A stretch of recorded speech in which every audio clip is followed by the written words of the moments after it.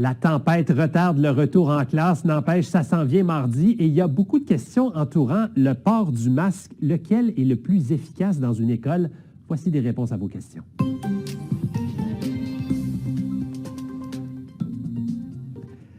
Le N95, le masque chirurgical ou encore le masque en tissu, lequel devrait-on choisir? 2 experts ont répondu à nos questions. Commençons avec le N95 utilisé dans le milieu de la santé. Devrait-on en distribuer dans les écoles?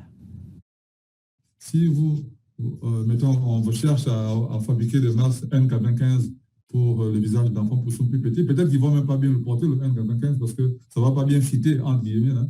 Ça ne va pas bien serrer. Au lieu, on va avoir l'effet contraire.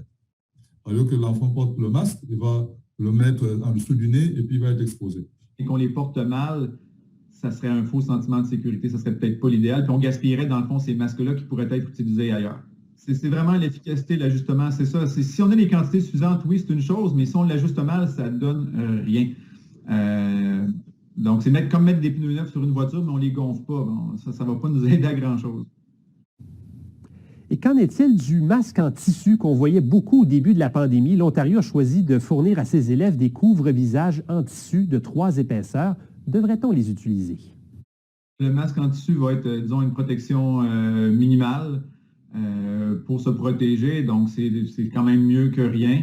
C'est sûr que ce n'est pas l'équivalent d'un masque de procédure chirurgicale.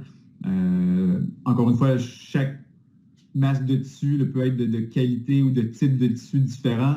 Donc, disons, les trous, les pores entre les différentes fibres de tissu peuvent permettre à des virus de passer. Donc, chaque masque ne s'équivaut pas, mais c'est quand même une protection minimale, au moins pour protéger contre les grosses gouttelettes. Un petit truc, par contre, le masque en tissu pourrait servir comme complément au masque chirurgical. Voici comment. Si on a accès à un masque chirurgical et puis qu'on n'en a pas beaucoup, comme je disais un peu plus tôt, on peut doubler le masque en tissu sur le dessus d'un masque chirurgical. Si on a accès au masque chirurgical, autant mieux doubler, parce que le masque chirurgical permet au moins à l'enfant de respirer.